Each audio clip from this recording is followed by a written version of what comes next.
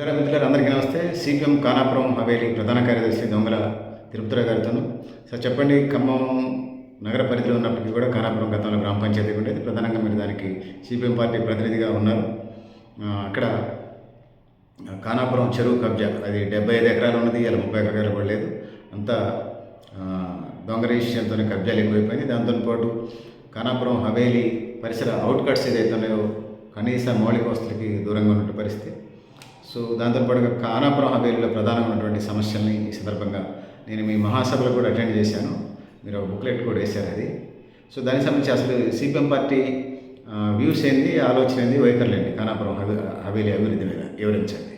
ఖానాపురం హవేలీలో మౌలిక వసతులు కల్పించడంలో రాష్ట్ర ప్రభుత్వం, అదేవిధంగా కార్పొరేషన్లో కలిపితే 100 కోట్ల రూపాయల కేంద్రం నుంచి నిధులు వస్తాయని చెప్పారు. ఇప్పటికి వచ్చేసి 9.5 సంవత్సరాలు కావస్తుంది. ఖమ్మం కార్పొరేషన్ 2012లో ఖమ్మం కార్పొరేషన్గా ఏర్పాటు చేసిన ఎలక్షన్లో 2016 నుంచి ఇప్పటివరకు వచ్చిన 100 కోట్ల రూపాయలు ఏమైనాయి అనేది కూడా సరైన ఇది లేదు. జనం నుంచి ట్యాక్సుల రూపంలో వసూలు చేసినాయి, కానీ అదేవిధంగా ఎల్ఆర్ఎస్ ద్వారా వసూలు చేసిన, బిల్డింగ్ పర్మిషన్ల ద్వారా వసూలు చేసిన 100 కోట్ల రూపాయలు మొత్తం కూడా నిధులు వృధా అయినాయి అనేది స్పష్టంగా కనపడుతుంది. గతంలో 1997 నుంచి 2012 దాకా సిపిఎం పరిపాలనలో ఉండగా వేసిన రోడ్లు ఈ రోజుకి చెక్కు చెదల. కానీ ఇటీవల కాలంలో, ఈ మధ్య కాలంలో వేసిన రోడ్లు మీరు పరిశీలిస్తే ప్రజలు మొత్తం కూడా ఖచ్చితంగా రోడ్లు వచ్చేసి సీసీ రోడ్డు వేసామంటే ఒక 30-40 సంవత్సరాల లాంగ్ పీరియడ్ని ఆలోచించే దానికి ఒక క్వాలిటీ అనేది ఉంటుంది. కానీ వాళ్ళు వచ్చేసి వేసిన 15 రోజులకి, అది ఓపెన్ అయిన 15 రోజులకే దాని మీద లేరు వెళ్ళిపోవటం, లేరుతో పాటుగా కంకర గిల్లలు మొత్తం కూడా పైకి రావటం. వాటిని అట్లా పరిశీలించినప్పుడు లక్ష్మీనగర్ ప్రాంతంలో మేము ఒక ప్రోగ్రాం ఖానాపురం ఏరియా మండల కమిటీ ఆధ్వర్యంలో ప్రోగ్రాంలో భాగంగా ఆ ప్రాంతంకి వెళ్ళినప్పుడు మొత్తం లేరులాగా లేసిపోతుంటే ఏంటి ఏదైనా వీడియో లైవ్ పెట్టి దీన్ని పబ్లిక్కి ఇవ్వగా దాన్ని దాని మీద అది కవర్ చేసుకోవటం కోసం సిమెంట్ను ఒండు కలిపి మొత్తం పోసి చీపుర్లతోటి మళ్ళీ సరి చేశారు తప్ప దాన్ని క్వాలిటీగా వేయటం ఎక్కడా లేదు. దాంతోపాటు ఖానాపురం హవేలీ ఖమ్మం కార్పొరేషన్లో కలిసినాక సరైన మౌలిక వసతులు లేవు అనడానికి కారణం, గతంలో ఉన్న టేకులపల్లి బ్రిడ్జి పక్కన ఉన్న శ్మశాన వాటికని కరెక్ట్గా సుందరీకరణ చేయలేదు. ఖానాపురం చెరువు పక్కనే వాటర్ మంచి సౌకర్యం ఉంది. ఆ ప్రాంతంలో కూడా దాని చుట్టూ మొత్తం కూడా ప్రహరీ గోడ కట్టి ఆక్రమణకు గురి కాకుండా దాన్ని చేయాలనేది మా డిమాండ్. దాంతోపాటుగా ఇటీవల కాలంలో వచ్చిన వరదల వల్ల ఖానాపురం చెరువు నుంచి లకారం పార్క్ ఎండింగ్ వరకు 1 టౌన్ ఏరియాలో పోయే వరకు ఉన్న ఏరియా సుమారుగా 4-5 వేల ఇళ్ళు ఈ వరుస మొత్తంలో కూడా నీటికి ఈ మధ్యకాలంలో వచ్చిన వరదకు మొత్తం కూడా మునకకు గురైంది. వాళ్ళకు గురవడమే ఎందువల్ల మనకు గురైంది అన్నాం. దాని లెంత్ వాగు నీటి ప్రవాహం లెంత్ కూడిపోయిందా, ఆక్రమించారా, లేదా ఏం జరుగుతుంది? కొంత పూటిక అనేది ఏర్పాటైంది ఎక్కువ సంవత్సరాలుగా ఉండటం వల్ల. దాంతోపాటుగా కొంత అంతకుముందు ఉన్న చెరువు మొత్తాన్ని కూడా దగ్గరికి ఒత్తగా రావటం, దాంతోపాటుగా సుందరీకరణ పేరుతోటి లకారం ట్యాంకు చుట్టూ కట్టపోసి దానికి ఆనుకొని ఒక బ్రిడ్జి ఏర్పాటు చేశారు. ఆ బ్రిడ్జి ఏర్పాటు చేసినప్పుడు ఆ బ్రిడ్జి కింద ఉన్న షిల్టు ఏదైతే స్లాబ్ పోయడం కోసం షిల్ట్ మీద వేశారో ఆ షిల్ట్ కూడా 3 కాణాలు ఏర్పాటు చేసి అందులో నుంచి 2 కాణాల మట్టి ఏమో అట్నే ఉంచారు. ఒక కాణాల నుంచి మట్టి మొత్తం కూడా ఒక కాణాల నుంచి మాత్రం నీళ్లు పోవటం వల్ల ఈ బ్యాక్ వాటర్గా వెనక్కి దాన్ని ప్రజెంట్ బైపాస్ రోడ్డు వరకు కూడా ఉన్న ఇళ్ళు మొత్తం కూడా ఇదవటం. దాంతోపాటు ఆ షిల్ట్ కనుక తీసి దానికి రివిట్ చేయాలి. 2 వైపులా రివిట్ చేయడంతో పాటుగా చాలా ప్లాట్లు ఆక్రమణకు గురై ఇక్కడ వచ్చేసి సిఆర్జీ టవర్స్ పక్కన ఒక ఐస్ ఫ్యాక్టరీ పెట్టి ఆ ఐస్ ఫ్యాక్టరీకి పర్మిషన్ ఏ పద్ధతిలో ఇచ్చారో అర్థం కాలేదు. కానీ ఖచ్చితంగా ఆ వాగులోనే కట్టడం, ఆ వాగులో నుంచి దాని తర్వాత తొలగించారు తప్ప దాన్ని మళ్ళీ తను వచ్చేసి ఆ ప్లాట్ మొత్తం కూడా సరి చేసుకోవడం కొంత జరుగుతుంది. ఇట్లా ఆక్రమణకు గురైంది. దాంతోపాటుగా ఖమ్మం కార్పొరేషన్లో కలవడానికి ముందు ఖానాపురం హవేలీ పంచాయతీగా ఉన్నప్పుడు ఏదైతే పార్కులు మొత్తాన్ని కూడా సుందరీకరణ వాటిని కాపాడటానికే టైం సరిపోయింది. ఆ పంచాయతీకి ఉన్న ఆదాయాన్ని వనరులని ఆధారంగా ఆ పంచాయతీకి ఉన్న నిధులు మొత్తాన్ని కూడా రోడ్లు డ్రైన్లకు పెట్టారు తప్ప అక్కడ పార్కులు ఉన్న ఆక్రమణకు గురి కాకుండా ఆపటం దాని వరకు పనిగా అయింది. దాని తర్వాత వచ్చిన కార్పొరేషను కొన్ని పార్కులు డెవలప్ చేశారు. కొన్ని ఏరియాల్లో వచ్చేసి పక్కనే సిపిఎం పార్టీ, అదేవిధంగా మన వినోద ఫోరం కోర్టు పక్కన ఉన్న స్థలాన్ని కూడా సుమారు 1 ఎకరం పైన ఉంటుంది. ఆ ప్లేస్ని మొత్తం కూడా పార్క్ ఏర్పాటు చేయడం వల్ల ఈ చుట్టుపక్కల ప్రాంతాల్లో 11, 12, 13 డివిజన్లలో కూడా మంచి సౌకర్యంగా ఉంటుంది కనుక దాన్ని ఒకటి ఆ పార్కులు మొత్తాన్ని కూడా సుందరీకరించాలి. దాంతోపాటుగా ఖమ్మం ముందు ఏదైతే శ్మశాన వాటికలు నేను ఇందాక చెప్పానో ఆ శ్మశాన వాటికలు ఇవాళ వచ్చేసి బల్లిపల్లి దాకా వెళ్ళాలి 6 కిలోమీటర్లు. అదేవిధంగా మున్నేరుకి వెళ్ళాలంటేనేమో 6-6.5 కిలోమీటర్ల పైన ఉంటుంది. ఈ రెండింటిని కనుక ఇక్కడ కానపురం టేకులపల్లి దగ్గర ఉన్న శ్మశాన వాటికని సరిచేయటం వల్ల 7వ డివిజను దాంతోపాటు 9, 10, 11, 12, 13వ డివిజన్లకు సంబంధించి సౌకర్యంగా రోడ్డు పక్కన ఉంది. దాంతోపాటుగా పక్కనే పెద్ద కాలం వెళ్తుంది కనుక అక్కడ కనుక లాకులు ఏర్పాటు చేస్తే ఆ లాకుల ద్వారా నీళ్ళు నిలబడతాయి కనుక మొత్తం కూడా వాళ్ళ కార్యక్రమాలు చేసుకోవడానికి ఉపయోగపడుతుంది. ఖానాపురం చెరువు దగ్గరలో ఉన్న శ్మశాన వాటిక వల్ల మీకు 6వ డివిజను, 7వ డివిజను, 5, 4 దాంతోపాటుగా కొంత ఏరియా 4వ డివిజన్తో సహా అంటే ఒక 6 డివిజన్ల ప్రాంతానికి ఆ శ్మశాన వాటిక అనేది ఉపయోగపడుతుంది కనుక దాన్ని కూడా అంటే ఏమైనా పెన్షన్ చేయమనుకుంటున్నారా? దాన్ని ఖచ్చితంగా పెన్షన్గే కాదు, దాన్ని మొత్తం కూడా లోతు కొంత వచ్చేసి రకరకాల పద్ధతుల్లో మట్టి ఎత్తకపోయారు. దాంతోపాటుగా గతంలో ఉన్న వార్డు మెంబర్స్ పనిచేసిన వాళ్ళు కొంతమంది మట్టి అమ్ముకోవటం, ఆ చెరువు మొత్తం కూడా అట్లా ఆ ఏరియా అంతా కూడా ఆక్రమణలకు గురైంది. దాంతోపాటుగా కొంత ఆక్రమణలో కూడా గురయ్యింది. దాన్ని కూడా సర్వే చేసి ప్రస్తుతం వాళ్ళే కబ్జా చేస్తున్నారు. ఆ కబ్జాలు చేయడం వల్ల ఆ ప్లేస్ మొత్తం కుషించకపోయి ఒక 1 ఎకరం 3 ఎకరాలు గతంలో కొంతమంది దానం చేయడం గత 40-50 సంవత్సరాల నుంచి అది శ్మశాన వాటికగా ఉంది.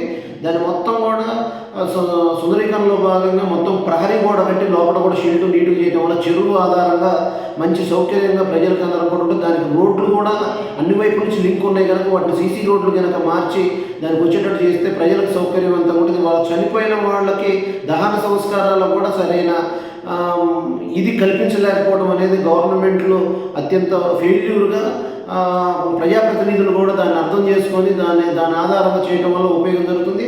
అదేవిధంగా టేకులపల్లి ఐటీఐ కాలేజీ పక్కన ఉన్న ప్లేస్ గతంలో స్పోర్ట్స్కి చాలా బాగుండేది.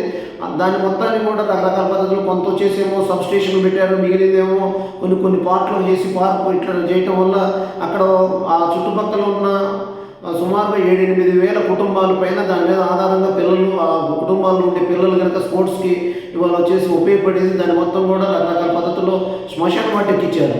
దాన్ని వచ్చేసి అక్కడ ఉన్న మొత్తం కూడా పబ్లిక్ అందరూ కూడా వ్యతిరేకించడం, వెనక్కి తీసుకున్న నిధులను కూడా పక్కకి ఇచ్చారు తప్ప అదే టేకులపల్లి బ్రిడ్జి పక్కన ఉన్నదానికి ఖానాపురం ఊళ్ళో ఉన్నదానికి కనుక ఖచ్చితంగా శ్మశాన వాటికి ఆ అమౌంట్ మలిపినట్టయితే ఆల్రెడీ మనం అనుకున్న ఏదైతే నేను చెప్తున్నానో దానికి ఆధారంగా నీట్గా ఇవాళ ప్రజలకు సౌకర్యం ఉండేది అనేది చెప్పగలుగుతున్నాను. ఖానాపురం హవేలీలో అనేక ప్రాంతాల్లో ఖమ్మం కార్పొరేషన్లో విలీనం చేశాక డ్రైనేజీలు కానీ రోడ్లు సౌకర్యం కల్పించడంలో కొన్ని ఏరియాలు మాత్రమే ఉన్నాయి తప్ప ఎక్కువ మేజర్ ప్రాంతాల్లో రోడ్లు డ్రైనేజీలు సరిగ్గా లేవు.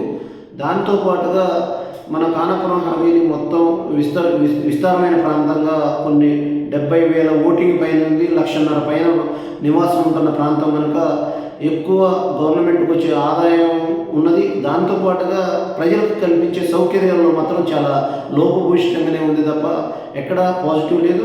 దాంతోపాటుగా ఖమ్మం కార్పొరేషన్కి ఉన్న బ్రిడ్జీలు ఒక్కటే ఇల్లందు రోడ్డు నుంచి క్రాస్ అవుతూ కాలువలు క్రాస్ చేసుకుని పోయే బ్రిడ్జి తప్ప ఇంకొక బ్రిడ్జి ఎక్కడా కూడా సరిగ్గా లేదు. అటుపోతేనేమో వెంకటాయపాలెం బండపాలెం దాటాకుంది, అటుపోతేనేమో ఖమ్మానికి పనవరు భాగానికి పోతేనేమో ఆ కాలువకి మన దాన్ని ఏమంటారు మన మారెమ్మగుడి దగ్గరలో ఉన్న బ్రిడ్జి ఉంది. ఆ బ్రిడ్జికి వెంకటాయపాలెం బ్రిడ్జికి మధ్యలో ఒక ఐరన్ బ్రిడ్జి మాత్రం బండపాలెం దగ్గర ఉండటం జరిగింది. దాంతోపాటుగా మన ఖానాపురం హవేలీ నుంచి అటు వెంకటాయపాలెం మన ఏదైతే టేకులపల్లి డబుల్ బెడ్రూమ్కి పోయే వాళ్ళకి టేకులపల్లి బ్రిడ్జి నుంచి పోయే సౌకర్యం చాలా ఇబ్బందికరంగా ఉంటుంది. వాళ్ళకి టేకులపల్లి వాళ్ళకే కాకుండా డబుల్ బెడ్రూమ్ వాళ్ళు కూడా ఇబ్బందిగా ఉంటుంది. శ్రీశ్రీ సర్కిల్ నుంచి గతంలో ఎయిర్పోర్ట్ రోడ్ అనేది ఉండేది. గతంలో మన స్వతంత్రానికి ముందు స్వతంత్రం తర్వాత కూడా ఎయిర్పోర్ట్ రోడ్ అనేది ఉండేది. ఆ రోడ్డుని చేసి దాని మీద బ్రిడ్జి కనుక ఏర్పాటు చేస్తే శ్రీశ్రీ సర్కిల్ వరకు కూడా మంచి సౌకర్యం ఉండేది. డబుల్ బెడ్రూమ్ ఏరియాలో ఉన్న నివాసం ఉండే వాళ్ళకి అదేవిధంగా ఆ ఏరియా కొత్తగా డెవలప్ అవుతున్న ఏరియా అటు కూడా దగ్గర దగ్గర 1200 హౌజెస్ గవర్నమెంటే ఇచ్చింది. దాంతోపాటుగా ఇంకొక 200-300 హౌజెస్ పైన వాళ్ళకు కూడా సౌకర్యం లేదు. దాంతోపాటుగా ఖాళీ స్థలాలు డెవలప్మెంటింగ్లో భాగంగా ఫ్లాటింగ్ చేసినవి సుమారు 2000 ఫ్లాట్లు ఉంటాయి. ఆ ప్రాంతం అంతా కూడా డెవలప్ అవ్వాలంటే శ్రీశ్రీ సర్కిల్ నుంచి డబుల్ బెడ్రూమ్ వరకు బ్రిడ్జి ఏర్పాటు చేసి 28వ నెంబర్లో కనుక బ్రిడ్జి ఏర్పాటు చేస్తే ప్రజలకు సౌకర్యం ఉంటుంది. దాంతోపాటుగా టేకులపల్లి దాటాక మన న్యూ విజన్ కాలేజీ ముందు నుంచి ఖానాపురానికి కనుక బ్రిడ్జి వేయగలిగితే ఖానాపురం సైడ్గా క్రాస్గా అక్కడ నుంచి 6వ డివిజన్ 7వ డివిజన్ నుంచి వచ్చే వాళ్ళకు కూడా సౌకర్యం ఉంటుంది. దాంతోపాటుగా 4వ డివిజన్ 5వ డివిజన్ ప్రాంతం వాళ్ళు ఖమ్మం టౌన్లోకి రావాలంటే వాళ్ళు వచ్చి సుమారుగా 4.5 కిలోమీటర్లు తిరిగి ఇల్లందు రోడ్డు బ్రిడ్జికి రావాలి. అక్కడ నుంచి మాత్రమే మళ్ళీ కొత్త బస్ స్టాండ్కి పోవాలంటే. కానీ అదేవిధంగా ఆ ఏరియాలో కనుక మనం వేయగలిగితే చర్చి రోడ్లో 5వ డివిజన్లో ఉన్న చర్చి రోడ్డు నుంచి కనుక క్రాస్గా వేణుగోపాల్ నగర్ 1లో కనుక బ్రిడ్జి వేయడంతో పాటుగా 4వ డివిజన్లో వికలాంగుల ఇక్కడ ఒక బ్రిడ్జి ఏర్పాటు చేస్తే అంటే మొత్తం 4 బ్రిడ్జీలు కనుక ఏర్పాటు చేస్తే ప్రజలకు కైకొండగూడెం వరకు కూడా వచ్చేసి వికలాంగుల కాలనీ నుంచి కైకొండగూడెం పోతుంది. అదేవిధంగా 4వ 5వ డివిజన్లకు ఉపయోగపడుతుంది. 5వ డివిజన్ సపరేట్గా మన చర్చి రోడ్డు కనుక అక్కడ బ్రిడ్జి ఏర్పాటు చేస్తే ఆ బ్రిడ్జి వల్ల ఉపయోగం ఉంటుంది. అట్లా ఈ బ్రిడ్జీలు కనుక ఈ 4 బ్రిడ్జీలు ఏర్పాటు చేస్తే ఖమ్మం కార్పొరేషన్ ఆ అవతల ప్రాంతంలో అందరూ కూడా రోడ్డు సౌకర్యం దగ్గరగా ఉంటుంది. కూడా డెవలప్ అవడానికి ఉంటుంది. భవిష్యత్తులో దాన్ని ఏర్పాటు చేయాలనేది దాని మీద అది ఏర్పాటు చేసే దాకా సిపిఎం పార్టీ దాని మీద పోరాటం చేయడమే కాదు, దాని మీద డిమాండ్ చేస్తూ దాంతోపాటుగా దాని అవసరమైతే నిరాహార దీక్షలు కోరడానికి వెనకాడమని డిమాండ్ చేస్తున్నాం. ఖానాపురం హవేలీ ప్రాంతంలో సుమారుగా 75,000 మంది పైన నివాసం ఉంటుంది. పైన జనాభా నివాసం ఉంటున్న ప్రాంతంలో ఈ ప్రాంతంలో వచ్చే ఇళ్ల స్థలాల ఇబ్బంది చాలా ఉంది. రేషన్ కార్డులు అదేవిధంగా గత ప్రభుత్వం వచ్చేసి రేషన్ కార్డులు ఇవ్వకపోవటం, ఆ తర్వాత వచ్చిన ప్రభుత్వం ఇస్తామని చెప్పడం, వాటి రేషన్ కావాలి. దాంతోపాటుగా ఈ ప్రాంతంలో సుమారుగా 5,000 మంది పైన ఇతర ప్రాంతాల నుంచి వచ్చి కానీ ఈ ప్రాంతంలోనే నివాసం ఉంటూ ఇళ్ళు లేని వాళ్ళు చాలా మంది ఉన్నారు. వాళ్ళందరూ అర్హులందరినీ మీరు గుర్తించి వాళ్ళందరూ కూడా ఖచ్చితంగా ఈ 5,000 కుటుంబాలకు కనుక మీరు పరిశీలనలో తీసుకొని ఈ ఏరియాలో ఫ్లాట్లుగా లేదు వాళ్ళకి ఇల్లు కట్టించి ఇస్తా అని ఏదైతే గవర్నమెంట్ చెప్పిందో వాటిని నెరవేర్చడం వల్ల మొత్తం కూడా సౌకర్యం ఉంటుంది. అట్లా సిపిఎం పార్టీగా వాళ్ళందరూ కూడా మీరు ఏదైతే ఈ 5,000 కుటుంబాలకి రేషన్ కార్డు అదేవిధంగా ఇళ్ల స్థలాలు ఇళ్ళు కట్టించి ఇవ్వాలని సిపిఎం పార్టీగా డిమాండ్ చేస్తున్నాం.